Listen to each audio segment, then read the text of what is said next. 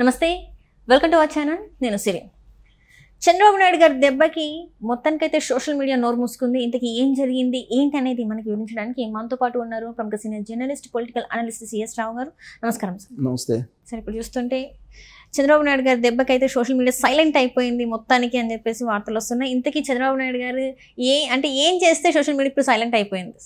అరిసి అరిసి అరిసి అలిసిపోయి చంద్రబాబు నాయుడు దెబ్బకి కామ్ అయిపోయింది. ఏంటి అంటే ఏమరిసిందంటే గత నెల రోజుల నుంచి సాయంత్రానికి నామినేటెడ్ పోస్టులు అనౌన్స్ చేయబోతున్నారు.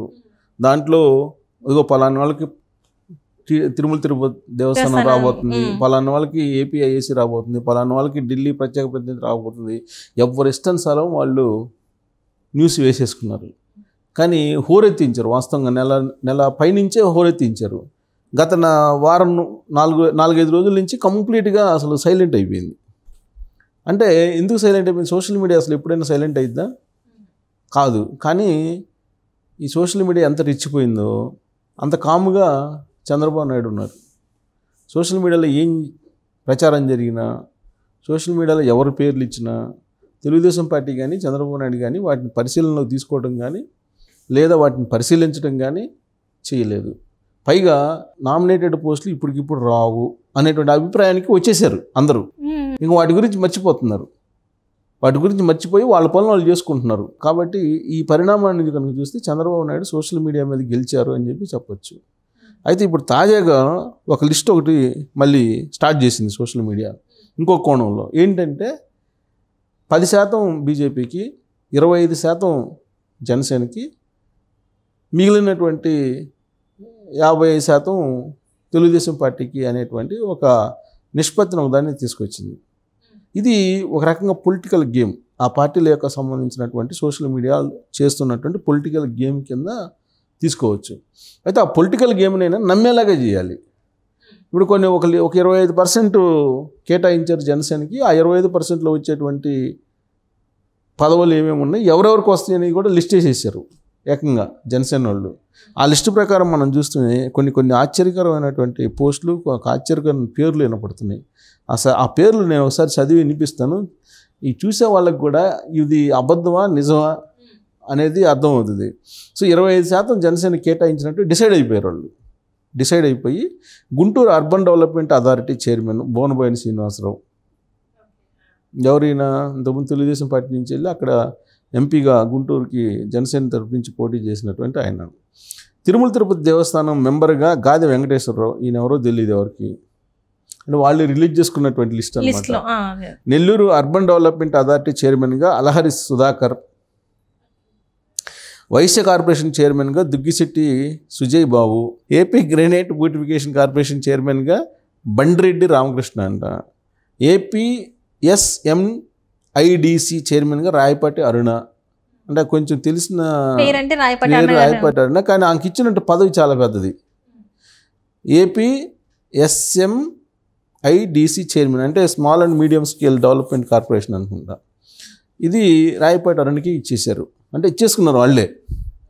తర్వాత క్షత్రియ కార్పొరేషన్ చైర్మన్గా నివాస్ వర్మ, వక్ఫ్ బోర్డు చైర్మన్గా షేక్ రియాజ్, కాపు కార్పొరేషన్ చైర్మన్గా అమ్మిశెట్టి వాసు, దుర్గగుడి చైర్మన్గా బాడిత శంకర్, మహిళా కమిషన్ చైర్పర్సన్గా Kanna Rajini, forest development corporation chairman Shivaparvathi, Kamma corporation చైర్మన్గా రావి సౌజన్య, సపనేట్ చైర్మన్ అంటే ఇదేందో మరి, సపనేట్ చైర్మన్గా దాసరి కిరణ్, తిరుపతి అంటే తుడా చైర్మన్గా డాక్టర్ పసుపులేటి హరిప్రసాద్,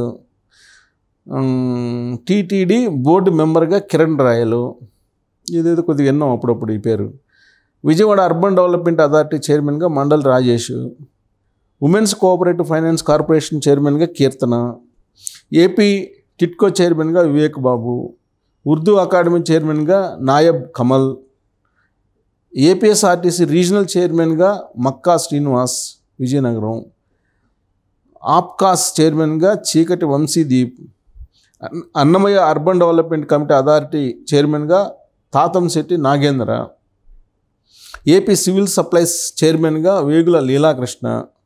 అంటే మినిస్టర్ కూడా వాళ్ళకే ఉంది కదా, అందుకని చైర్మన్ కూడా వాళ్ళే తీసేసుకున్నారు. తర్వాత ఏపీఎండిసి చైర్మన్గా పంచకర్ల సందీప్, అంటే మైనింగ్ కూడా తీసేసుకున్నారు అని కొంచెం డబ్బులు వచ్చాయని వేసేసుకున్నారు అంటున్నారు. సీడ్ డెవలప్మెంట్ కమిటీ చైర్మన్గా బండారు శ్రీనివాసరావు, ఉపాధి కల్పన అభివృద్ధి సొసైటీ చైర్మన్గా Palavalasa Yasaswini, Eluru urban development authority చైర్మన్గా రెడ్డి అప్పలనాయుడు, రుడా చైర్మన్గా Ganta Swaroopa, Kurnool urban development authority చైర్మన్గా Chinta Suresh, rural water supply సలహాదారుగా Petada Rammohan, urban finance and infrastructure corporation చైర్మన్గా బొర్ర వెంకట అప్పారావు. అంటే మొత్తం చైర్మన్ పదవులు వీళ్ళు తీసేసుకున్నారు. ఇది జనసేన ఆల్మోస్ట్ ఎన్ని ఇప్పటికి 1 2 3 4 5 6 7 8 9 10 11 12 13 14 15 16 17 18 19 20 21 22 23 24 25 26 27 28 29 30 31 32 తీసేసుకున్నారు చైర్మన్ పదవులు వీళ్ళు. సో అసలు 31 చైర్మన్ పదవులు వాళ్ళకి ఇచ్చే అవకాశం ఉంది. అసలు చైర్మన్లు అంటే ఏ కార్పొరేషన్ చైర్మన్ కొంచెం కార్పొరేట్ ఈ క్యాబినెట్ హోదా ఉంటుంది. 32 చైర్మన్ పదవులు తీసేసుకుని వాళ్ళే కేటాయించుకుని వాళ్ళే పేర్లు చేసుకుని, అంటే దీంట్లో ఎంత నిజం ఉంది అనేది అర్థమవుతుంది కదా. సో ఇక్కడ బీజేపీ ఒక లిస్ట్ తయారు చేసింది, వాళ్ళదొక లిస్ట్ వచ్చింది. ఆ లిస్టులో ఎవరెవరు ఉన్నారు? సోమవీర్రాజు, విష్ణువర్ధన్ రెడ్డి, తర్వాత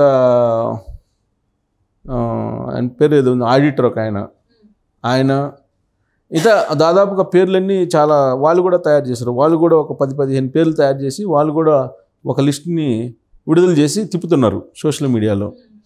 లిస్ట్ రాందల్లో ఏంటంటే తెలుగుదేశం పార్టీ నుంచి ఈ లిస్ట్ రాలేదు కానీ బట్ సోషల్ మీడియా వాళ్ళు వాళ్ళ ఎవరికి తోచిన లిస్టు వాళ్ళు ఇచ్చేసుకుంటున్నారు.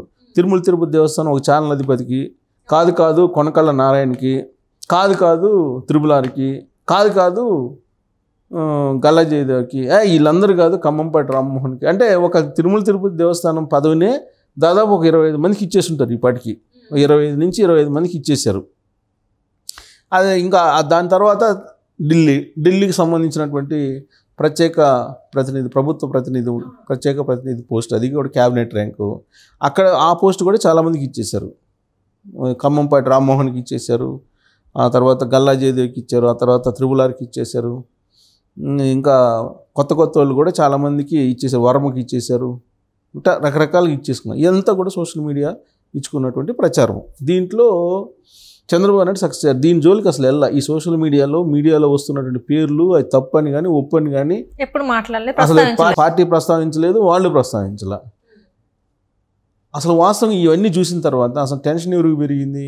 యాస్పిరెంట్స్ ఎవరైతే ఉన్నారో వాళ్ళకి పెరిగింది. అసలు మా పేరు ఉంటుంది ఎవరు అని వాళ్ళకి పెరిగింది. కానీ ఇటీవల కాలంలో చంద్రబాబు నాయుడు ప్రెస్ మీట్ పెట్టి ఏం చెప్పారంటే క్లియర్గా 2024 ఎన్నికల్లో ఎవరైతే త్యాగం చేశారో, ఇది యాస్పిరెంట్స్గా ఉంటూ ఎమ్మెల్యే పదవికి పోటీ చేయడానికి అవకాశం లేదు కదా, జనసేన బీజేపీతో పొత్తు పెట్టుకున్నారు కాబట్టి అవకాశం లేదు, వాళ్ళు పోటీ చేయడానికి అవకాశం లేక త్యాగం చేశారు. అలాంటి వాళ్ళకి ఇస్తున్నాను అని చెప్పి ఒక క్లియర్ కట్ ఇండికేషన్ ఇచ్చేశారు. అంటే అలా ఇచ్చినటువంటి వాళ్ళు ఎంతమంది ఉంటారు? త్యాగం చేసినటువంటి వాళ్ళు ఇప్పుడు ఆల్రెడీ త్యాగం చేసినటువంటి వాళ్ళు మనం లెక్కేసుకుంటే కనుక ఇప్పుడు వాళ్ళు 21 మంది జనసేన వాళ్ళకి ఇచ్చేసారు కదా, పొత్తులో భాగంగా 21. అంటే పిఠాపురం నుంచి చూసుకున్నా కూడా ఇప్పుడు ఎవరైతే వర్మ ఉన్నాడు, అలా చాలా మంది 21 మంది త్యాగం చేశారు. ప్లస్ 10 మంది బీజేపీ వాళ్ళు ఉన్నారు. 10 + 21 31 ఎంపీలు త్యాగం చేసిన వాళ్ళు. 6 ఎంపీలు బీజేపీ, 6 ప్లస్ జనసేనకి ఒక 2 8, అంటే 31 + 8 ఎన్ని 39, అంటే 40. అక్కడే క్లియర్గా 40 మంది పేర్లు క్లియర్గా కనపడుతుంది కదా. ఆ 40 మందికి అయితే ఇవ్వాల్సిందే కదా. ఆ 40 మందికి ఇస్తున్నానని చెప్పి చంద్రబాబు నాయుడు చెప్పారుగా క్లియర్గా. అంటే ఎవరైతే త్యాగం చేశారో వాళ్ళకైతే ఖచ్చితంగా క్యాబినెట్ ర్యాంకులో ఉండేటువంటి పదవులు, క్యాబినెట్ ర్యాంక్ ఉన్నటువంటి కార్పొరేషన్ చైర్మన్ పదవులు కీలకమైనటువంటివి తిరుమల తిరుపతి దేవస్థానం కానీ, ఏపీఐఏసీ కానీ, లేదంటే ఈ పౌర సరఫరాల శాఖ చైర్మన్ లాంటివి కానీ, అలాగే మైనింగ్ కార్పొరేషన్ ఇలాంటివన్నీ కూడా, పోలీస్ హౌసింగ్ కార్పొరేషన్ చైర్మన్ ఇలాంటివన్నీ కూడా ఈ 40 మందికి ఇస్తున్నారు, ఇచ్చేటువంటి అవకాశం ఉంది. ఎవరైతే త్యాగం చేశారో వాళ్ళకి ఖచ్చితంగా ఏదో ఒక చైర్మన్ పదవి క్యాబినెట్ హోదాను కల్పిస్తే ఇస్తారు. ఇది కన్ఫామ్. దీంట్లో ఇక పేర్లు ఎవరెవరు త్యాగం చేశారనేది కనీసం ఆ పేర్లు కూడా ఇవ్వట్లా వీళ్ళు సోషల్ మీడియాలో. వాళ్ళకి నచ్చినవి మాత్రం వాళ్ళకి వాళ్ళకి తెలిసిన వాళ్ళు వాళ్ళకి నచ్చినవి అన్నీ ఇచ్చేస్తున్నారు. ఈ విషయం కనీసం ఈ 40 పేర్లన్నా ఇక ఇస్తే కనుక నమ్ముతారు. త్యాగం చేసిన వాళ్ళు ఎవరనేది మనకి కొన్ని తెలుసు కదా. సో ఆ 40 మంది కన్ఫామ్గా ఇవ్వబోతున్నారు. అది కూడా ఈ నెలాఖరికి అంటున్నారు. చంద్రబాబు నాయుడు, లోకేష్ శనివారం ఆదివారం కూర్చొని వాటిని ఫైనల్ చేసి వాటిని ఇచ్చేటువంటి ప్రయత్నం చేస్తున్నారు అని చెప్పి తెలుస్తూ ఉంది. సో కాబట్టి సోషల్ మీడియా మీద చంద్రబాబు నాయుడు మౌనంగా ఉండి గెలిచాడని చెప్పి చెప్పొచ్చు ఈ విషయంలో.